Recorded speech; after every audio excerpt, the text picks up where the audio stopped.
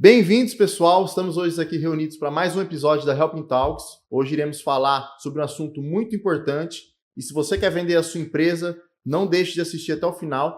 Esse episódio aqui vai te clarear sobre como organizar a sua empresa para uma venda num valor maior do que você imaginava e até conseguir qualificar melhor mais investidores para o seu negócio.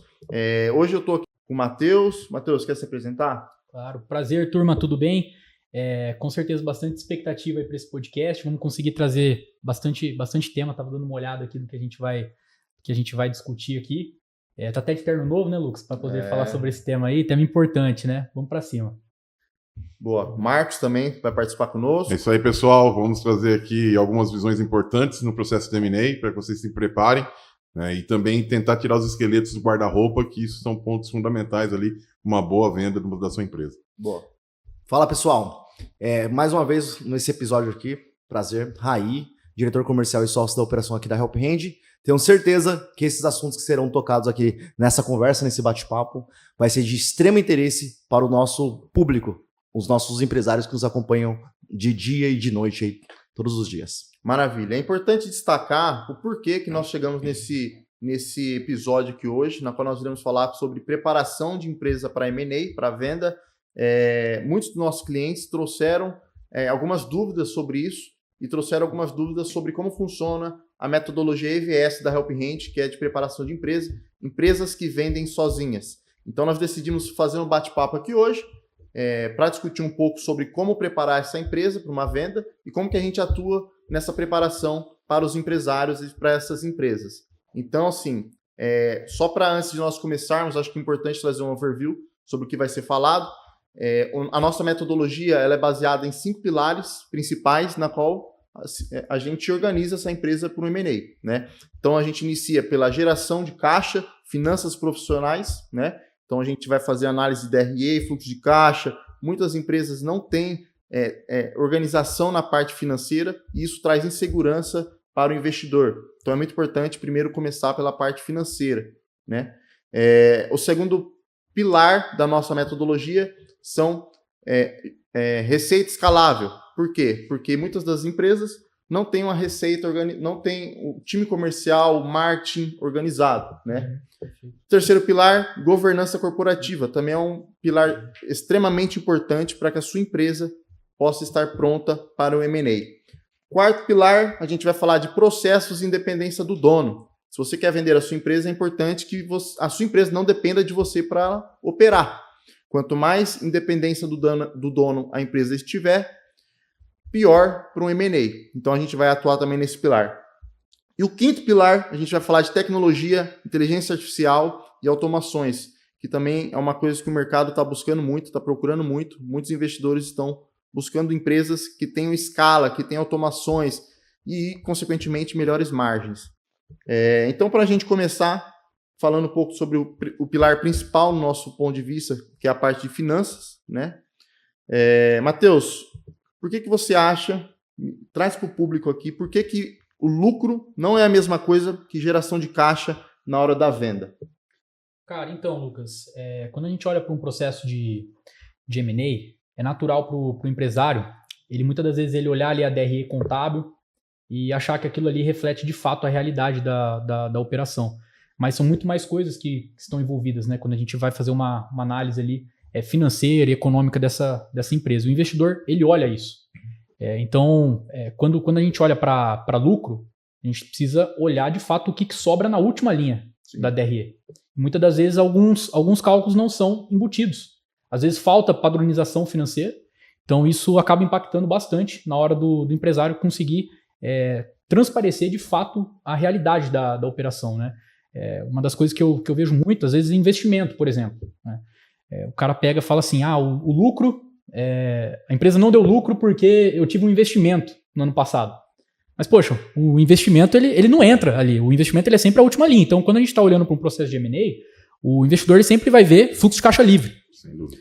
Então, eu acho que esse aí é o principal fator, né? Quando a gente olha para um lado financeiro ali, quando o investidor vai dar essa análise sobre as finanças desse empresário. Isso está intrinsecamente ligado, no meu ponto de vista, a essa organização.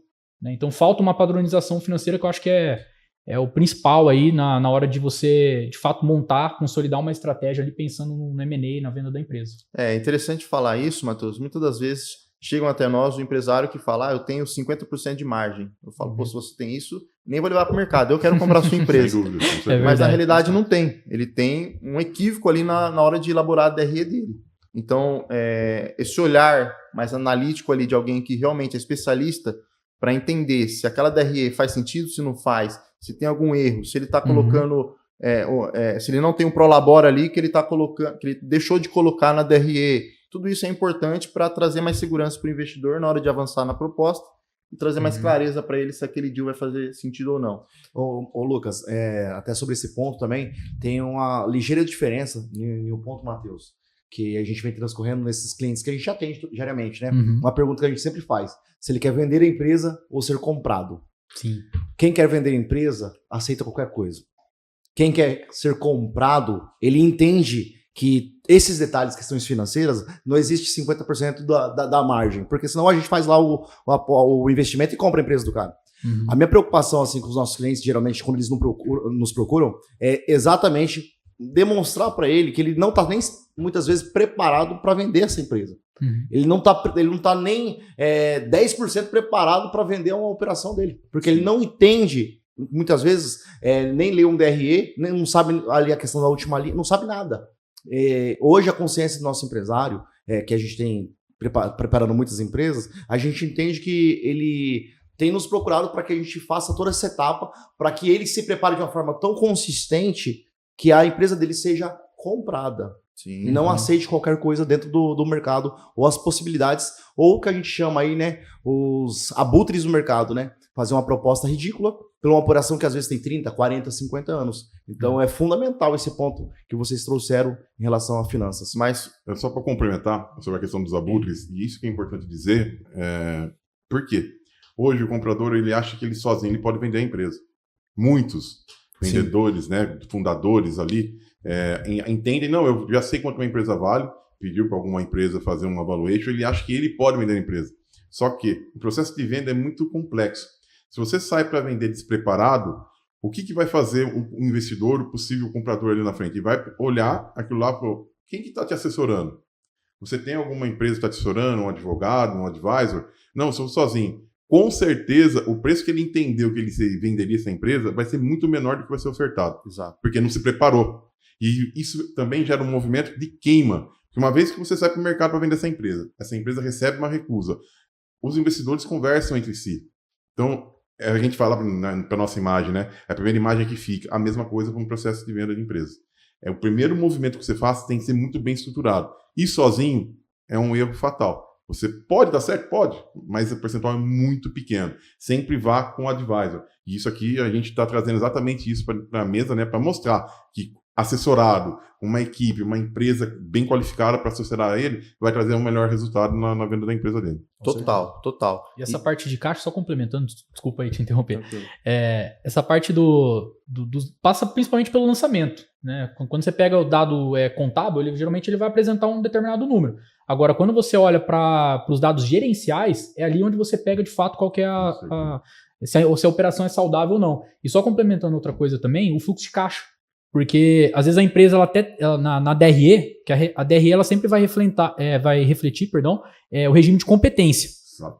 Já o fluxo de caixa não. O fluxo de caixa ele mostra de fato ali como é que o dia a dia na operação. Se esse empresário ele passa às vezes um sufoco ali de ficar 3 meses gerando caixa negativo, tendo que financiar a operação, colocar dinheiro, pegar capital de giro. Então isso também é outro ponto que é principal, só complementando esse ponto sobre o caixa que a gente estava comentando. Né? Exato. E essa questão das propostas, dos abutres, né, que você trouxe, Raí, muitas das vezes não é nem má intenção. Muitas das vezes é risco inerente à negociação. Quando o investidor analisa as empresas e entende que tem muito risco ali, desorganização, é normal que ele faça uma proposta muito abaixo do que o potencial daquela empresa. Por quê? Porque ele tem um risco que ele está assumindo de comprar uma empresa onde ele não sabe de fato como que é a realidade, porque ela não foi preparada antes, ela não foi organizada. Então esse risco, 100% das vezes, ele vai estar embutido na proposta do investidor. Sim. E se o dono da empresa, se o empresário não tem condições de balizar, de mostrar clareza para o investidor, provavelmente a proposta que vai vir vai ser bem abaixo do que ele estava esperando. E também falando um pouco sobre isso, quais sinais financeiros, Marcos, fazem esse investidor pagar o prêmio e quais fazem ele pedir desconto? Como o Matheus refletiu, né, falou sobre o fluxo de caixa. Isso não é nem prêmio, é balizador.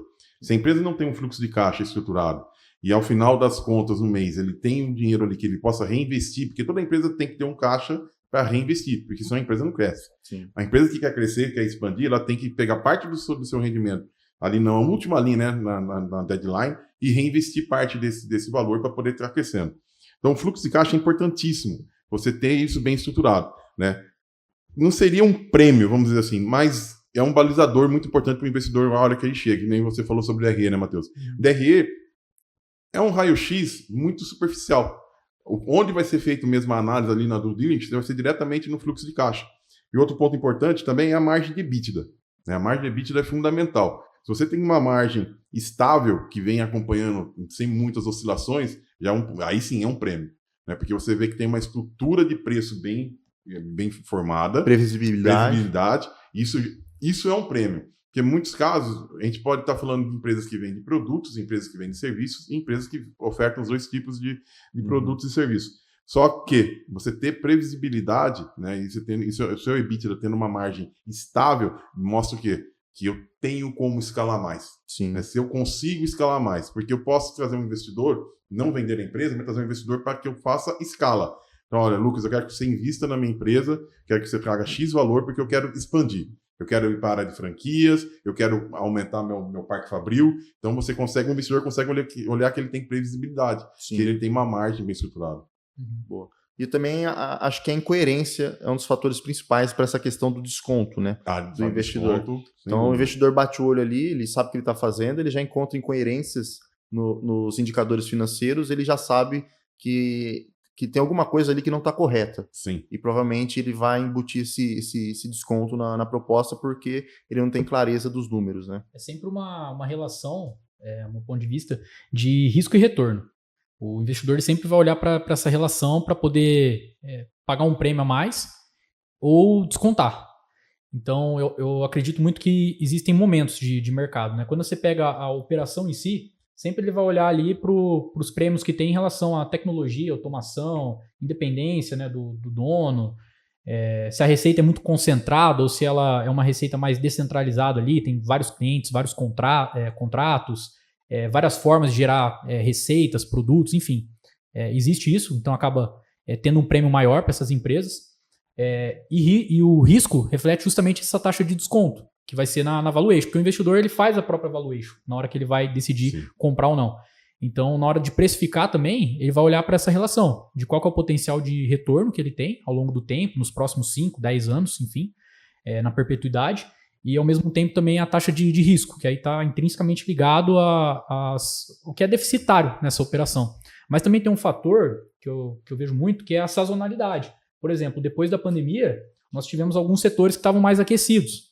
Então, esses setores que estão mais aquecidos, o mercado aceita pagar um prêmio a mais, que são os múltiplos de EBITDA que são maiores. Então, a gente falou na pergunta anterior, né? Principalmente sobre essa geração de caixa.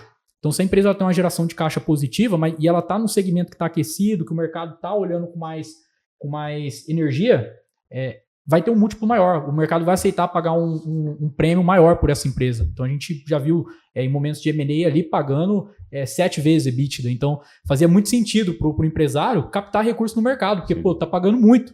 Então, vale muito mais eu ir atrás do investidor do que ir atrás de um crédito, por exemplo. E isso são algumas janelas de oportunidade que se abrem que fecham rápido.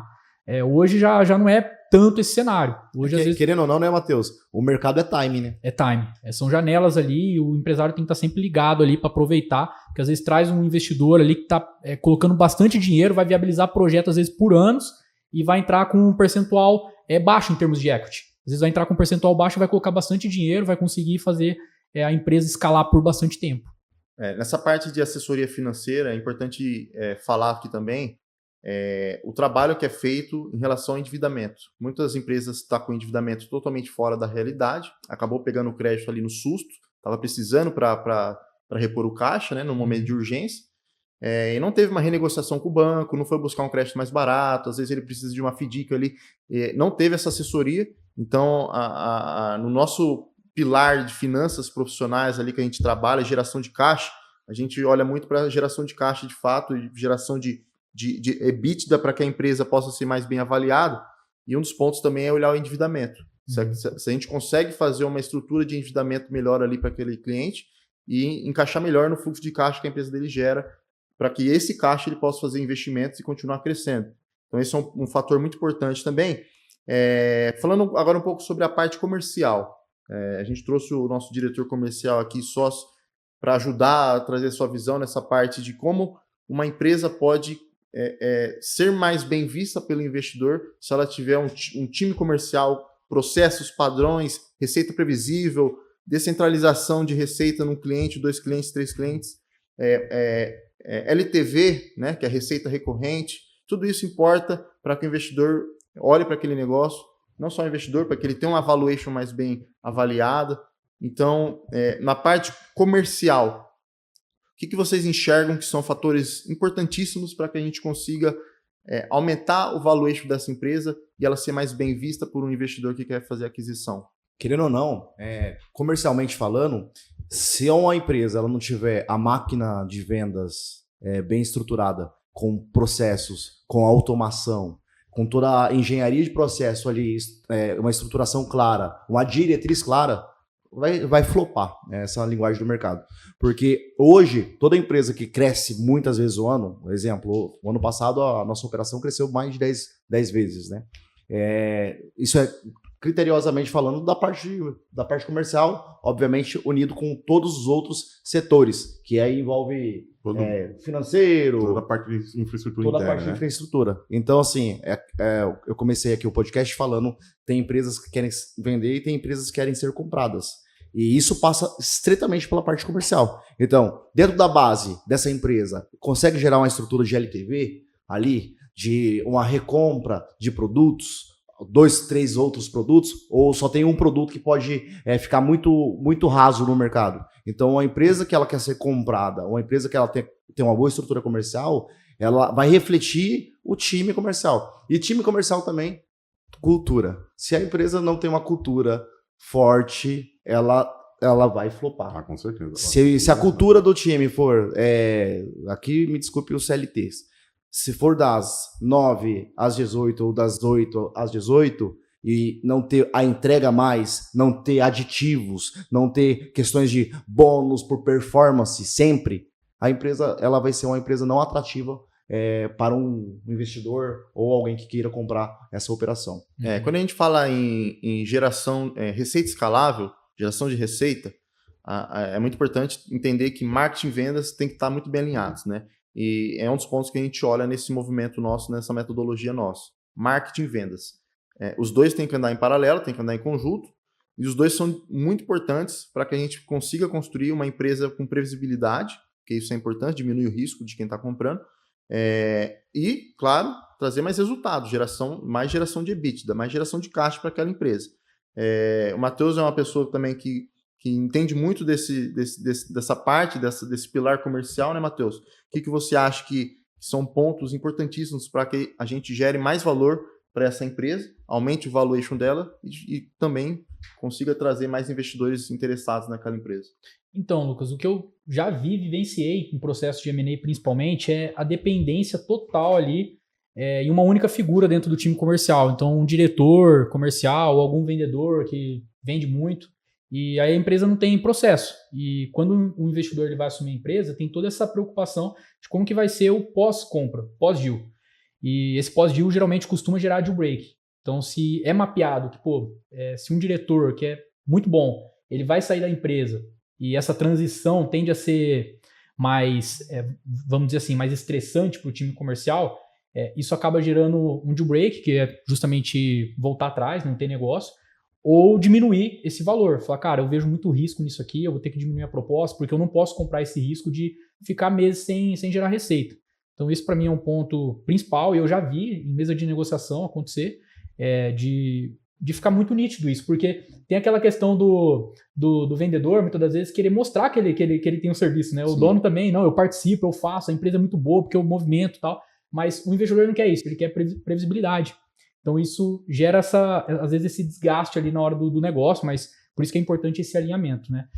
Outro ponto também é esse LTV, porque não basta você vender uma vez para esse cliente, a gente está num momento de mercado que está cada vez mais caro fazer aquisição de novos clientes. Então, se você depende de cliente novo para poder sobreviver, cara, você vai ter um custo muito maior para você conseguir se manter no mercado.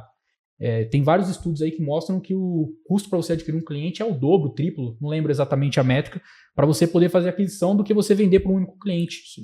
E para você conseguir fazer esse trabalho, é necessário ter uma esteira de produto bem formalizada, entre o trabalho de pós-venda, CS também, que é primordial hoje você ter um time de Customer Experience ali que vai estar justamente olhando para essa jornada do cliente, olhando ali quais são as dificuldades que ele encontra ao longo dessa jornada, trazendo novos produtos, mapeando o mercado, trazendo novas soluções. Isso também é muito importante para poder gerar esse LTV. E um terceiro ponto, que na minha visão também é muito importante, é a concentração de receita. Esse aí, para mim, é o principal. Às vezes nós vemos algumas empresas que têm um contrato muito forte com uma empresa, às vezes garante uma margem melhor, mas só que só depende daquele contrato.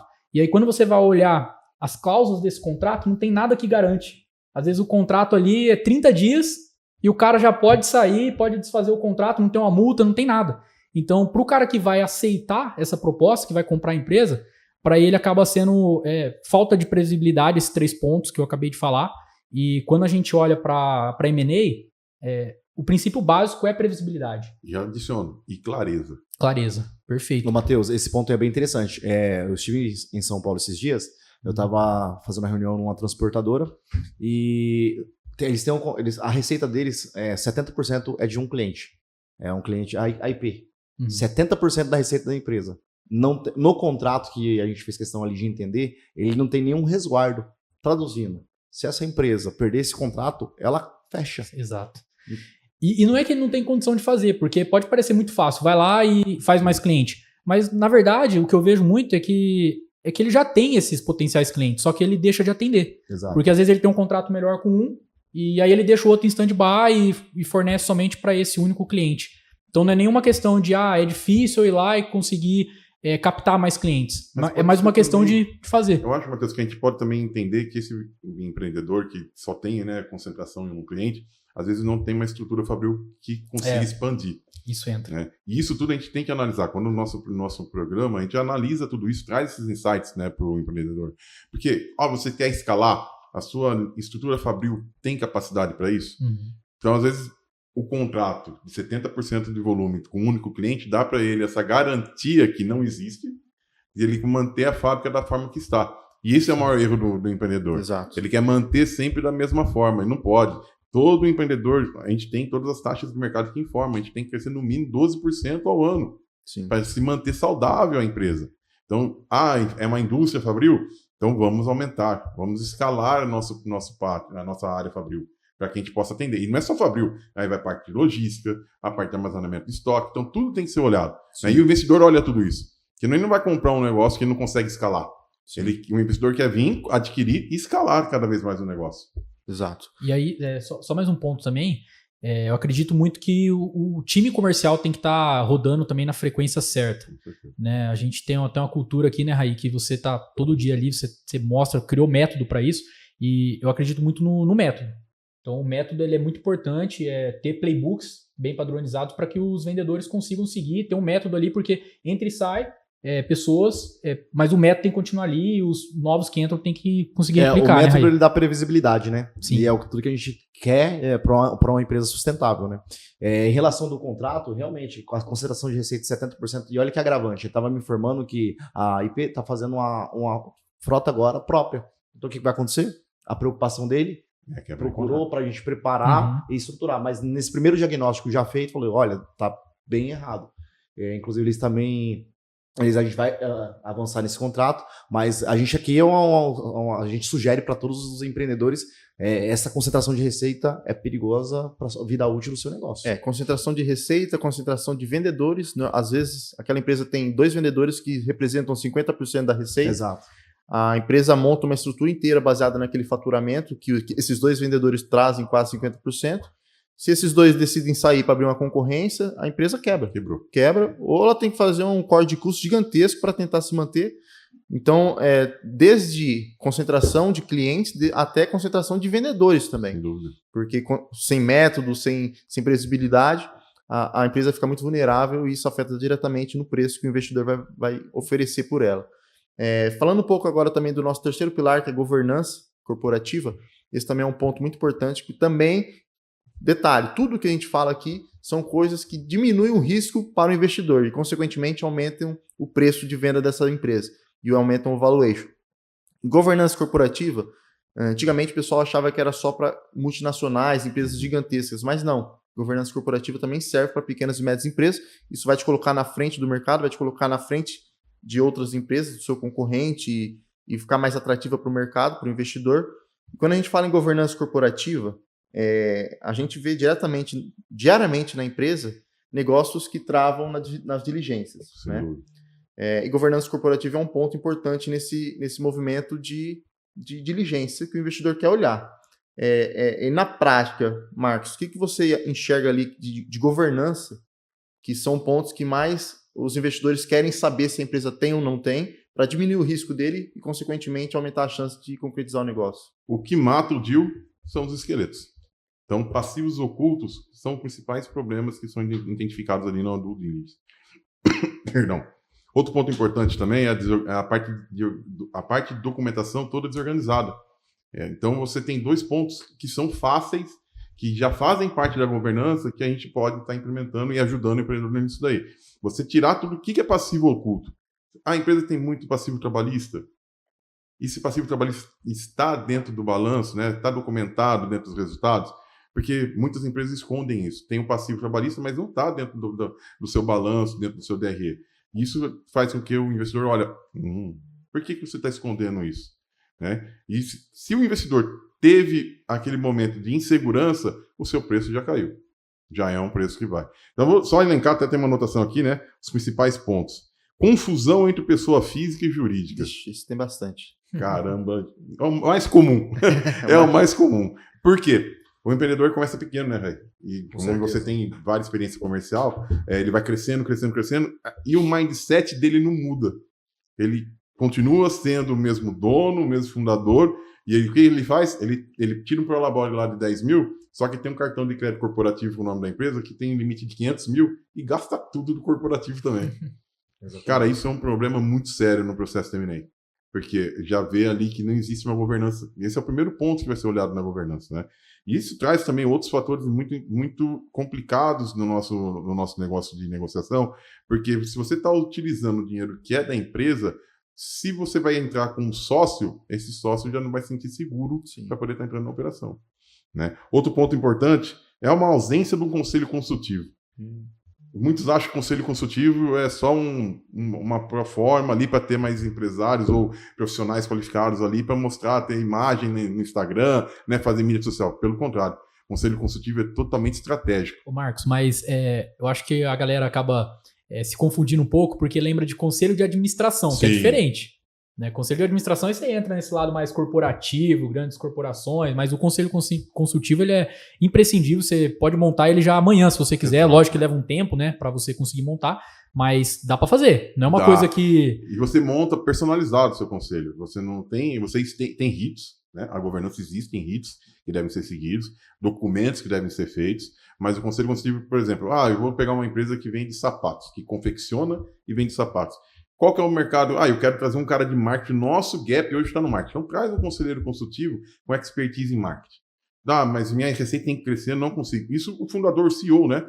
Eu não tenho essa experiência, eu preciso trazer alguém experiente. Traz um conselheiro consultivo forte em comercial, né? Que tem uma vivência de grandes empresas, que já passou por outras empresas do mercado. E principalmente, o mais importante é você buscar conselheiros consultivos já do seu ramo de atuação, que te ajudem, que traga a vivência, né, de um porte maior para poder estar crescendo. Ô Marcos, eu percebo que quando a gente fala de conselho consultivo, o empresário de pequenas e médias empresas, ele entende que é como se contratasse alguém para mandar nele. Mas ele não entende que a ideia, Provérbios vai dizer que quem procura conselhos de muitos conselheiros evolui, cresce, dúvida, né? com É certeza. uma citação bíblica, mas é a verdade. E Pura. o conselho consultivo ele serve para pegar o seu know-how, a sua expertise e fazer o meu negócio crescer. Por isso que tem diversos tipos aí de conselhos, conselheiros. mas seguem um padrão, né? Exato. E o mais importante, assim, eu como conselheiro também já passei em algumas empresas e startups, o conselheiro analisa a empresa, vê se realmente tem fit com aquilo que ele vai entregar. Sim. Porque não adianta você sentar numa cadeira de conselho e só falar assim, eu sou conselheiro. Cara, não adianta. Você tem que entregar. Você está entrando ali para pegar o CEO, o fundador, e ajudar ele. Pô, Lucas, a nossa área de marketing está péssima. Brincadeira, tá? Mas vamos trazer alguém. O nosso marketing está aqui com a gente, o nosso querido Matheus. Vamos trazer alguém com experiência. Vamos buscar um conselheiro. Vamos buscar pessoas chaves, fortes no mercado. A gente pode estar falando aí de N pessoas na área de marketing, Fernando Miranda, o Denner da V4, não vou fazer propaganda de ninguém aqui, mas são exemplos hoje que podem estar agregando muito à empresa, né? E outro ponto, além do conselho, é você ter toda essa parte documentada.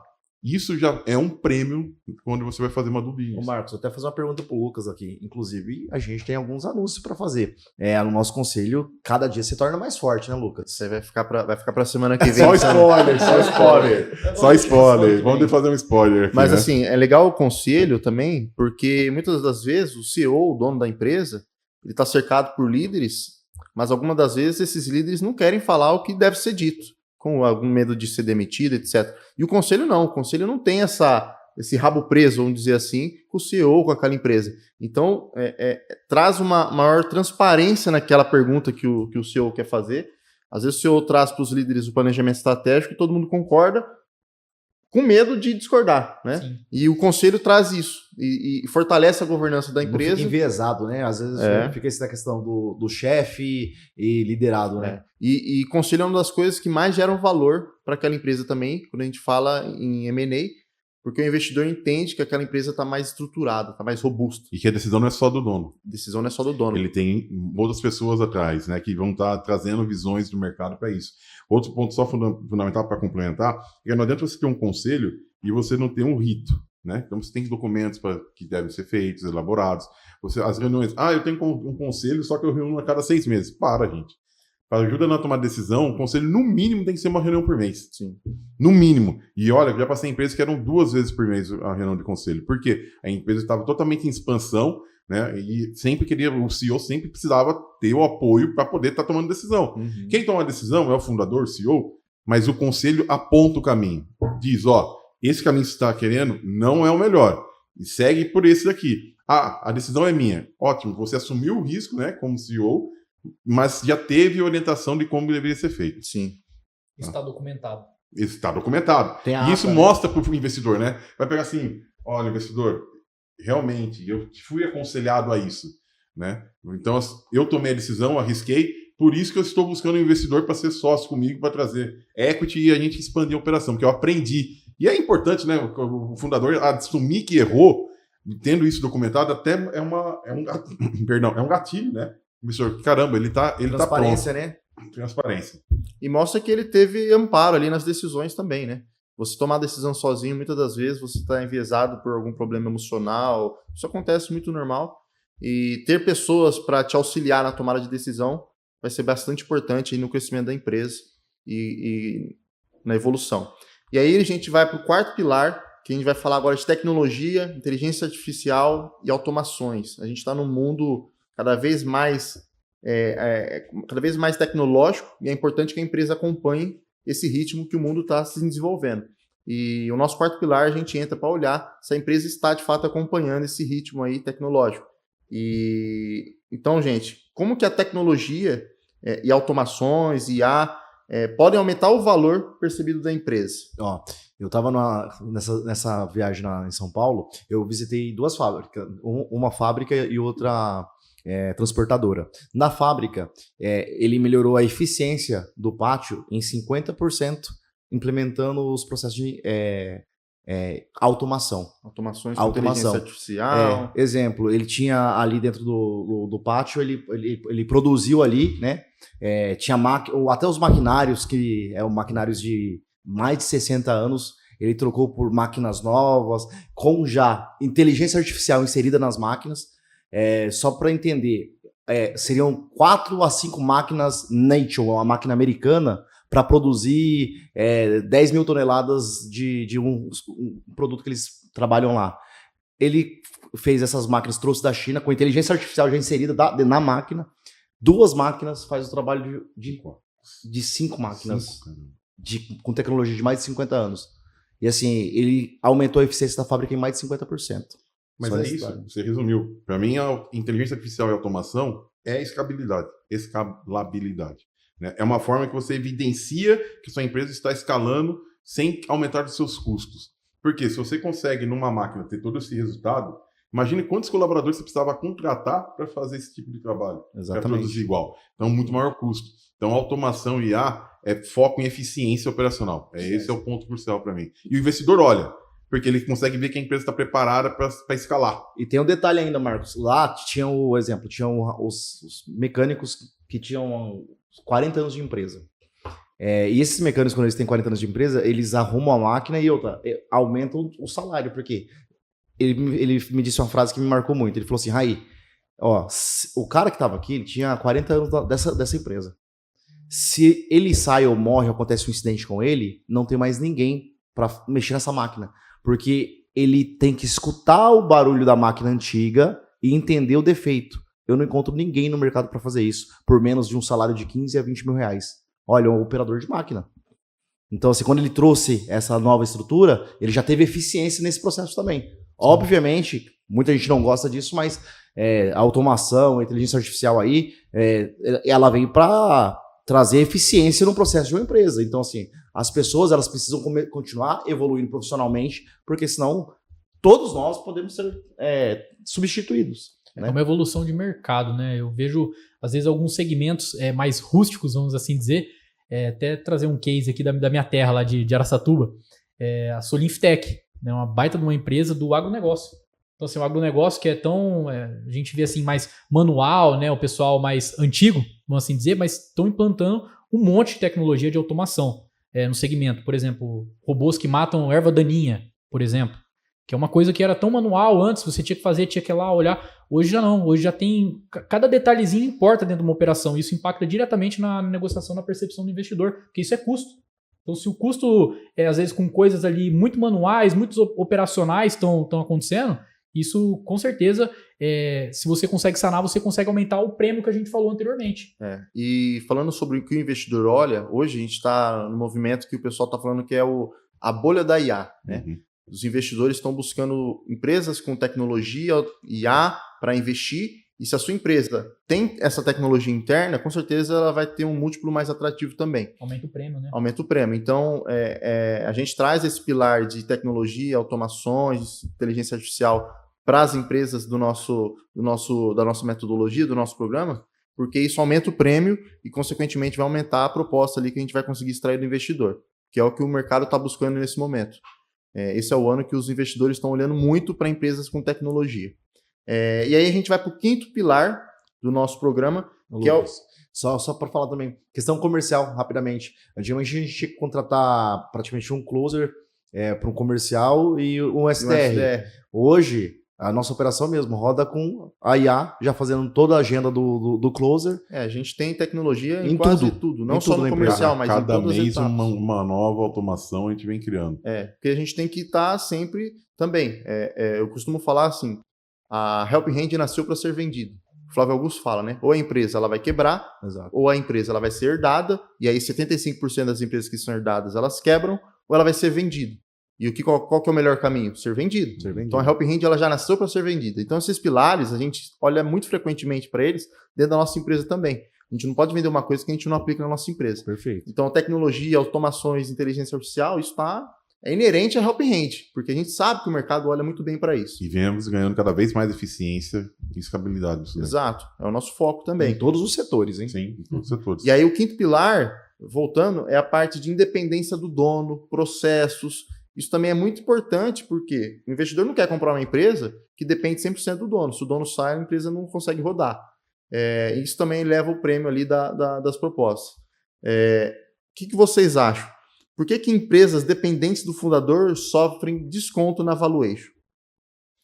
Bom, na minha visão, sofre o desconto, porque quando o investidor ele vai olhar de perto a operação, principalmente uma visita técnica, né, que acontece bastante em processo de M&A, ele consegue perceber que existe uma desorganização entre os setores.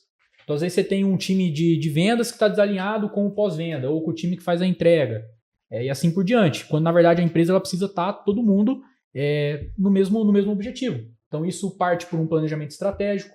Desse planejamento estratégico, você desdobrar em um plano tático e você ter playbooks de execução dos times. Porque se você não tem playbook, se você não tem esse método, você pode montar o planejamento estratégico que for, ele vai ficar na gaveta. No dia seguinte, ninguém vai executar, ninguém vai conseguir fazer, porque isso não está documentado. Então, o investidor ele vai perceber esse risco de que, mais uma vez, né, quando a gente olha para o cenário de M&A, o investidor está sempre fazendo projeção e sempre calculando o risco e retorno. Então, se está projetando que a empresa ela vai crescer, vai ter um CAGR lá de 10% ao ano, ou seja lá qual for esse CAGR, que é a taxa de crescimento, se ele está olhando para esse cenário, que a empresa vai crescer, mas ele não consegue ver a execução, você pode montar um planejamento lindo no papel. Mas se ele não vê que aquilo ali pode ser executado, ele não vai ver potencial de retorno. Ele, na visita ele já vai pegar ali que existe desorganização e com certeza ele não vai avançar para uma proposta, vai ter um deal break ou ele vai fazer uma proposta mais baixa do que deveria. A gente já cansou de ver, né, Matheus? O negócio avança, o investidor começa a fazer diligências, encontra tudo desorganizado, não tem nenhum processo documentado, não tem nenhum playbook, o negócio para e morre.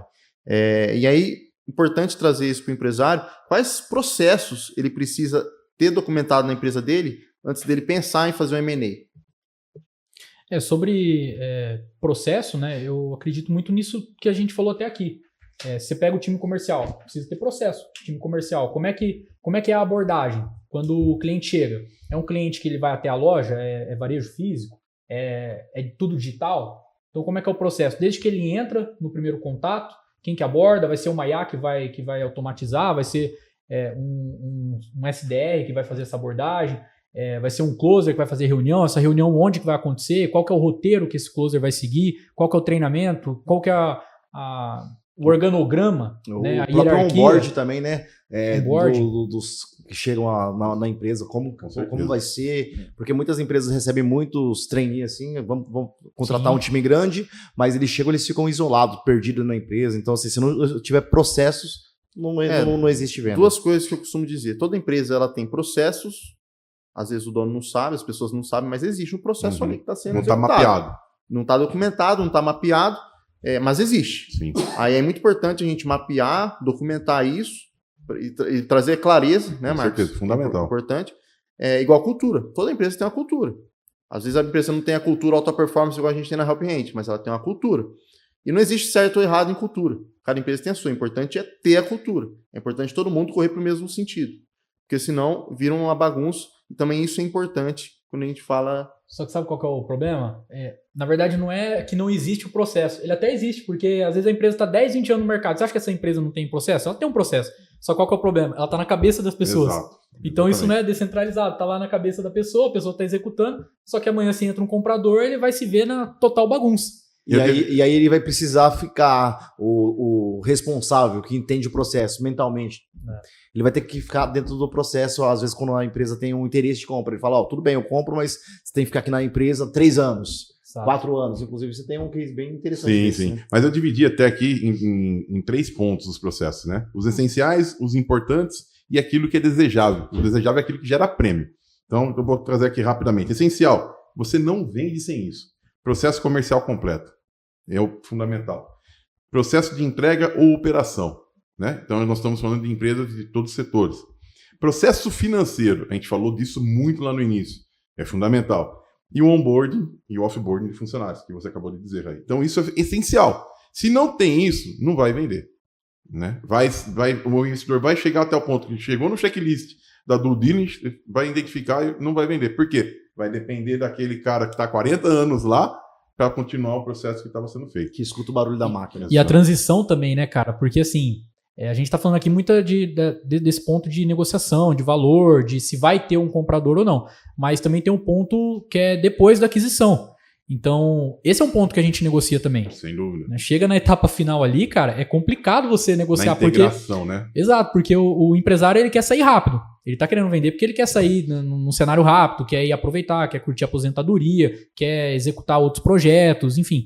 E se você não tem isso aí bem documentado, os processos bem documentados, o que o investidor ele vai exigir? Ele vai exigir um período de transição muito maior. Que é o earnout. Então, às vezes, você vai ter que ficar 3 anos ali, ele vai colocar uma cláusula de earnout, vai querer ficar com você o máximo de tempo possível para garantir que isso vai dar certo. E as metas ali no earnout, né? Porque se você tem tudo isso documentado, e esses são essenciais, né? E tem definido, você pode receber o pagamento da venda da sua empresa integralmente no início do fechamento da operação. Sim. Mas quando não tem isso, certamente vai ter toda a parte do earnout para ser cumprido e as metas vão ser muito mais agressivas daquilo que estão sendo realizadas. Ô Marcos, só explica pra galera aí de casa, né, a cláusula earnout, né? Porque acaba sendo um termo mais da Faria Lima, né? Acho que é interessante. Faria Limer. Dá um overview aí, Marcos. Não, resumindo rapidamente, só resumir. Quando você faz um processo de M&A que não existe a cláusula de earnout, você recebe integralmente no fechamento do deal, né, depois toda do diligence, o pagamento da compra do seu empreendimento. Quando você não tem processo, o comprador ele vai amarrar o pagamento parcelado com metas a serem cumpridas pelo tempo que o fundador ou as pessoas que são responsáveis pela empresa continuem para poder fazer toda essa passagem de bastão. Resumindo, seria uma passagem de bastão, mas onde ser penalizado. Por quê? Foram colocadas metas ali que você dificilmente vai conseguir bater. Né? Vão ser muito mais agressivas. E se você está naquele momento que você quer vender, você acaba... E esse é outro problema aí, Matheus. As pessoas... Por isso que eu falo que tem que ser assessorado. Numa proposta dessa, se você não tem uma pessoa que está assessorando, um advogado, uma empresa como a Help Hand, você acaba assinando e você nunca mais recebe aquilo que você assinou. Né? Isso é fundamental. Por isso que nós estamos aqui fazendo esse bate-papo para trazer esses insights. Né? Cara, tudo bem, pode ser qualquer tipo de negócio, pode ser vendido de forma mais rápida, mas existem negócios que não. Você precisa ser assessorado. Exato. Pessoal, e para fazer um resumo aqui do que a gente falou hoje, eu gosto sempre de trazer casos que a gente vivencia no nosso dia a dia, para a gente comentar aqui agora também e fazer um resumo do que a gente discutiu dos 5 pilares do nosso EVS, nossa metodologia de empresas que vendem sozinhas. Na Help Hand a gente já identificou alguns casos de empresas dos mesmos setores que foram vendidas por valores totalmente diferentes. Algumas são negociadas por 3, 4 vezes o EBITDA, outras negociadas 9, 10 vezes o EBITDA, do mesmo setor. Isso não faz sentido. Ou faz, por quê? Porque uma estava preparada e organizada, a outra não. Então, fazendo aqui um bate-papo. Por que uma empresa do mesmo setor de o mesmo EBITDA, consegue ser vendida às vezes por 80 milhões, por exemplo, e a outra do mesmo setor, com a mesma geração de caixa, é vendida por 30 milhões? Tem essa discrepância. É por falta de buscar investidor pela Help Hand? Acredito que não. Então é importante trazer consciência para o empresário que muitas das vezes a proposta que veio baixa não é por culpa do advisor que ele teve, não é por culpa do investidor que está dando a proposta baixa, é por culpa dele, que não se organizou e não se preparou. Então, só fazendo um resumo, como que esse cara consegue se organizar e se preparar para que ele chegue na hora da proposta para negociar com o investidor, ele consiga um múltiplo maior do que ele está tendo inicialmente, do que os investidores estão dando inicialmente. Então, só fazendo um overview de tudo que a gente falou, alguns pontos principais aí que a gente entende que seja muito importante para ele. Eu acho que o primeiro passo é você ter e você contratar, né, nem nós aqui da Help Hand, que nós temos esse programa, para auxiliar você a se desenvolver e ajustar isso. Por quê? Se a mentalidade, o mindset do empreendedor já está ok para venda, e ele depende de processos, né, de alguém que esteja assessorando ele para poder modificar toda aquela estrutura que não está pronta para ser vendida, já é um grande avanço. Então, ok, eu quero alguém que me ajude. Contrata a Help Hand, nós vamos até você e ajudamos vocês a se estruturar. Por quê? Uma empresa despreparada, com certeza, não vai receber uma oferta adequada. E é importante falar, Marcos, que tem empresas que estão muito boas, às vezes, com descentralização do dono, mas não tem governança nenhuma. Exato. Então, assim, nossa metodologia, ela foca na sua dor. Então, a gente vai iniciar fazendo um diagnóstico, entendendo qual que é a sua principal dor. Eu costumo sempre falar qual que é a fruta da árvore mais baixa para ser pega, para ser pegada, que vai gerar mais valor. Então a gente começa sempre pelo principal ponto ali que a gente de alavanca, né, para o negócio. A gente faz um diagnóstico, né? O primeiro passo nosso é fazer um diagnóstico da empresa, para identificar onde está a dor mesmo ali naquela empresa. Exato. Onde o fundador fala assim, cara, minha dor é no comercial. Raí, eu preciso de você. A gente vai atuar primeiramente na principal dor. Mas é legal que muitas das vezes o empresário não sabe qual que é a real dor dele. E aí entra o diagnóstico. Verdade. Às vezes ele acha que o problema dele é comercial, só que ele não tem governança corporativa, as finanças dele estão bagunçadas, ele está misturando pessoa física com pessoa jurídica. Então é importante esse olhar de fora, na qual a gente vai falar, cara, o seu problema não é esse, Sim. ou às vezes é, mas tem isso aqui que você não está A olhando. gente tem um caso, né, que nós estamos atuando atualmente, que ela achava que era somente a parte comercial, e a gente viu o papel do dono, como está bem amarrado a estrutura, a parte de finanças, né? A gente sabe que a empresa é uma empresa tradicional no mercado, já tem nome, só que ela não tem nenhum dos pilares bem estruturados. Sim. Nenhum. Pode ser que o comercial, como ela disse, é o principal foco, né, dela, mas quando a gente fez o diagnóstico, identificamos muitos esqueletos ainda dentro do armário. Dentro do armário. Mas esse é o melhor case para nós, né? Sim, vai ser, né? Qualquer ajuste que a gente faz, é brutal a mudança que é feita na A empresa. entrega, mesmo que rápida, que a gente faz para esse empreendedor, para esse empresário, já gera um valor gigante no valuation dele depois. Bem interessante. Ô, Lucas, e aqui inclusive vai um desafio para todo mundo que quer adquirir esse método com a Helping Hand do EVS. É um método testado, validado e comprovado. Se você adquirir esse método conosco em 6 meses e não tiver efeito, a gente tem um jargão dentro da operação que a gente devolve o valor investido nesse serviço. Porque assim, é impossível todo mundo que executar todos os pilares direcionado não tiver resultado. Às vezes não vai ter o resultado nos 5 pilares, porque aquela empresa ela não precisa da nossa atuação nos 5 pilares. Às vezes é 2 pilares. Às vezes são 2 pilares que ela vai precisar da nossa atuação, que já vai gerar um puta de um resultado para ela. Exatamente. Então é importante esse diagnóstico justamente para conseguir atacar no lugar que vai gerar mais resultado e a maior alavanca do negócio da pessoa. Eu acho que um ponto muito importante é que a Helping Hand não faz nada sozinho. Se ele está pronto e disse que está pronto para ter essa assessoria, ele também vai ter que colocar a mão na massa. Sim. Resultado nenhum vai ser atingido se não seja feito isso em 4 mãos. Não é mágica, né? Não tem mágica. Boa. Então, pessoal, a gente vai finalizar aqui hoje. Agradeço imensamente a presença de vocês que participaram e ouviram a gente até aqui. Não deixem de nos seguir nas redes sociais. Helping Hand Negócios, @Helping Hand Negócios, no YouTube também, LinkedIn. Conte com a gente se você quer preparar e organizar a sua empresa. Não deixe de falar com a Helping Hand. Obrigado.